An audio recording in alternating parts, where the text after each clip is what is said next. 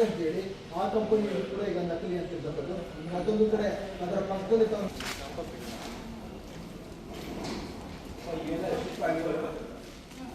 ಯಾವತ್ತು ಸರಿ ಹೋಯ್ತು, ನೀವ್ಯಾರು ತಗೋಬೇಕಲ್ಲ, ಅವ್ರಿಗೂ ಲೀಗಲ್ ಮೆಟ್ರಾಲಜಿಯವರಲ್ಲಿ. ನನ್ನ ಹೆಸರು ಆಬಿದ್ ಎಸ್ ಅಂತೇಳಿ, ಜಂಟಿ ಕೃಷಿ ನಿರ್ದೇಶಕರು, ಚಿಕ್ಕಬಳ್ಳಾಪುರ ಜಿಲ್ಲೆ.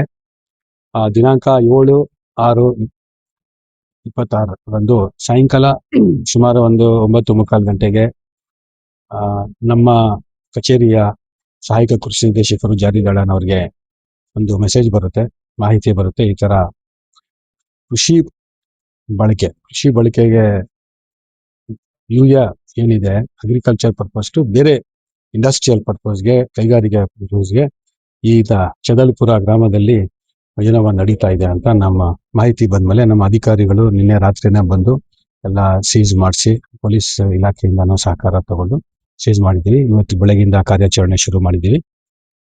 ಸುಮಾರು ಒಂದು 260 ಬ್ಯಾಗ್ಸ್ ಈ 4 company, Shriram fertilisers and chemicals limited ಅಂತೇಳಿ ಗುಜರಾತ್ ಕಂಪ್ನಿ, ಇನ್ನೊಂದು GNFC ಅಂತೇಳಿ GNFC Gujarat company, Shriram fertilisers and chemicals limited ಅಂತೇಳಿ ಇದು ರಾಜಸ್ಥಾನ್ ಕಂಪ್ನಿ, ಇನ್ನೊಂದು ನ್ಯಾಷನಲ್ ಫರ್ಟಿಲೈಸರ್ಸ್ ಲಿಮಿಟೆಡ್ ಅಂತೇಳಿ ಇದು MP ಇಂದ ಇದೆ. ಈ 3 ಕಂಪ್ನಿಯಿಂದ ಸುಮಾರು 260 ಬ್ಯಾಗ್ಸ್ ಕೃಷಿಗೆ ಹೋಗೋ ಒಂದು ಯೂರಿಯಾನ, ಸಬ್ಸಿಡೈಸ್ ಯೂರಿಯಾನ ಬೇರೆ ಕೆಲಸಕ್ಕೆ ಇಂಡಸ್ಟ್ರಿಯಲ್ ತಗೊಂಡು ಮಾಡ್ತಾ ಇದ್ದಾರೆ.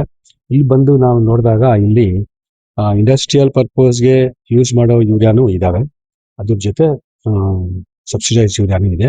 ಇದು ಏನ್ ಮಾಡ್ತಾ ಇದ್ದಾರೆ, ಫೇಕ್ ಆಗಿ ಮಾಡ್ತಾ ಇದ್ದಾರೆ ಅಂತ ನಮ್ಗೆ ಒಂದು ಇದು ಮಾಹಿತಿ. ಏನಂದ್ರೆ ಈಗ ಇಲ್ಲಿ 4 ಕಂಪ್ನೀಸ್ DEF ಅಂತ ಏನು BS6 ಇದಾಗ್ತಾರೆ, ಡೀಸೆಲ್ ಇಂಜಿನ್ಸ್ಗೆ BS6 ಏನು ಪೊಲ್ಯೂಷನ್ ಕಂಟ್ರೋಲ್ ಅವರು ಹಾಕ್ತಾರೆ, ಅದನ್ನು ಕೂಡ ಮ್ಯಾನುಫ್ಯಾಕ್ಚರ್ ಮಾಡ್ತಾ ಇದ್ದಾರೆ.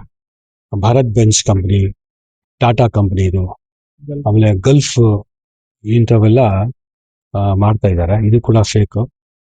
ಎಲ್ಲ ಬೇರೆ ಬೇರೆ ಮಾನ್ಯ ಜಿಲ್ಲಾಧಿಕಾರಿಗಳ ನಿರ್ದೇಶನದಂತೆ ನಮ್ಮ ಜಿಲ್ಲೆಯ ಎಲ್ಲ ಬೇರೆ ಬೇರೆ ಇಲಾಖೆಗಳು ಯಾವ್ಯಾವ ಬರುತ್ತೆ, ನಮಗೂ ಫರ್ಟಿಲೈಸರ್ ಕಂಟ್ರೋಲ್ ಆರ್ಡರ್ ಅಂತೇಳಿ ಕೃಷಿ ಇಲಾಖೆ ಬರುತ್ತೆ. ಅದ್ರ ಪ್ರಕಾರ ನಾವು ಏನಿದೆ ನಾವು ಸ್ಯಾಂಪಲ್ಸ್ ಮಾದರಿಗಳು ಡ್ರಾ ಮಾಡಿ ಕಳ್ಸಿಕೊಡ್ತೀವಿ.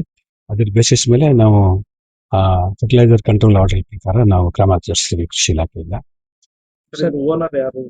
ಓನರು ನಾವು ಹೇಳಿದೀವಿ ಅವ್ರಿಗೆ ಬರಕ್ಕೆ, ಇನ್ನೂ ಬಂದಿಲ್ಲ. ಅವ್ರ ಹೆಸರು, ಓನರ್ ಹೆಸರು ಗೊತ್ತಿಲ್ಲ. ಓನರ್ ಹೆಸರು ಕಂಪನಿ ಈ ಕೆಲಸ ಈ ದಂಧೆ ಮಾಡ್ತಕ್ಕಂತ ಓನರ್ ಅದು ನಿನ್ನೆನೆ ಫರಾರಿ ಆಗ್ಬಿಟ್ಟಿದ್ದಾನೆ, ರಾತ್ರಿನೇ ಫರಾರಿ ಆಗ್ಬಿಟ್ಟಿದ್ದಾನೆ. ಇಲ್ಲ ಸ್ಥಳೀಯರ ಹೊರಗಡೆ ಇರೋರ? ಸ್ಥಳೀಯರು ಇಲ್ಲ, ಇವರು ಖಂಡಿತ ಇಲ್ಲ, ಬೇರೆ ರಾಜ್ಯದಿಂದ ಬಂದಿದ್ದಾರೆ. ಲೋ ಗ್ರೇಡ್ ಆಯಿಲ್ ಇರೋದ್ರಿಂದ ತೊಂದರೆ ಆಗೇ ಆಗುತ್ತೆ. ಸೊ ಹಂಗಾಗಿ ಕನ್ಸರ್ನ್ ಇಲಾಖೆಗಳು ಅದ್ರ ಮೇಲೆ ಯಾರು ಮ್ಯಾನುಫ್ಯಾಕ್ಚರ್ ಮಾಡಿದಾರೋ ಅವ್ರ ಮೇಲೆ ಕ್ರಮ ತಗೊಂಡು. ಸರ್, ಯೂರಿಯಾ ಅಭಾವ ಜಾಸ್ತಿ ಆಗ್ತಿರೋದು ಈ ತರದ ದಂಧೆಗಳಿಂದ. ಈಗ ಕೃಷಿಗೆ ತುಂಬಾ ಅಲ್ಲ, ನಮ್ಮ ಚಿಕ್ಕಬಳ್ಳಾಪುರದಲ್ಲಿ ಸದ್ಯಕ್ಕೇನು ಯೂರಿಯಾ ಅಭಾವ ಯಾವ್ದು ಇಲ್ಲ. ಬಟ್ ಏನು ಅಂದ್ರೆ ಇದು ಅಗ್ರಿಕಲ್ಚರ್ ಯೂರಿಯಾ ಅಂತ ಬರ್ದಿದೆ, ಬಟ್ ಅದು ಇಂಪೋರ್ಟೆಡ್ ಫ್ರಮ್ ರಾಜಸ್ಥಾನ್ ಅಂತ ಅದ್ರ ಮೇಲೆ ಇದೆ. ಈಗ ನಮ್ಮ ಯೂರಿಯಾನ ಅಂದ್ರೆ ಇಲ್ಲಿ ಯೂರಿಯಾನ ಅಥವಾ ಆಚೆಯಿಂದ ಬಂದಿದೆಯಾ ಅದನ್ನ ಚೆಕ್ ಮಾಡ್ಕೋಬೇಕಾಗುತ್ತೆ. ಈಗ ಅದನ್ನೇ ಸ್ಯಾಂಪಲ್ ಕಳಿಸ್ತಾ ಇದಾರೆ, ಲ್ಯಾಬಿಗೆ ಕಳಿಸಿದ್ರೆ ಗೊತ್ತಾಗ್ತದೆ. ಸರ್, ಇದು ನಕಲಿನ ಅಥವಾ ಮ್ಯಾನುಫ್ಯಾಕ್ಚರ್ ಮಾತ್ರ ಮಾಡ್ತಿದ್ದಾರೆ? ಸರ್, ನಕಲಿನೇ. ಏನ್ ಪ್ರಿಸ್ಕ್ರೈಬ್ ಪ್ರೋಟೋಕಾಲ್ ಇಲ್ಲ. ಈಗ ಬೇರೆ ಬೇರೆ ಟಾಟಾ ಮೋಟಾರ್ಸ್ ಮತ್ತೆ ಗಲ್ಫ್ ಏಲ್ ಆಯಿಲ್ಸ್ ಈ ತರ ಬೇರೆ ಬೇರೆ ನಕಲಿ ಬ್ರ್ಯಾಂಡ್ಗಳನ್ನ ಇವ್ರು ಸೃಷ್ಟಿ ಮಾಡಿ ಮಾಡ್ತಾರೆ. ಇಲ್ಲೇ ತಯಾರು ಮಾಡ್ತಿದ್ದಾರೆ ಸರ್? ಇಲ್ಲೇ ಮಾಡ್ತಾ ಇರೋದು ಕಂಡು ಬಂದಿದೆ ಈಗ ಮೇಲ್ನೋಟಕ್ಕೆ. ಸರ್, ಇದೆಲ್ಲ ಎಲ್ಲಿಗೆ ಎಕ್ಸ್ಪೋರ್ಟ್ ಆಗ್ತಿದೆ, ಇಲ್ಲ ಸ್ಥಳೀಯವಾಗಿ ಬಳಸ ಅದ್ರ ಬಗ್ಗೆ ಏನ್ ಮಾಹಿತಿ ಇನ್ನೂ ಇಲ್ಲ. ಈಗೇನ್ ತನಿಖೆ ಮಾಡಿದ ನಂತರ ಗೊತ್ತಾಗುತ್ತೆ. ತಯಾರು ಮಾಡುವಂತಹ ಕೆಲಸವನ್ನ ಇಲ್ಲಿ ದಂಧೆಕೋರರು ಮಾಡಿಕೊಂಡು ಆ ಕಂಪನಿ ಕೂಡ ಈಗ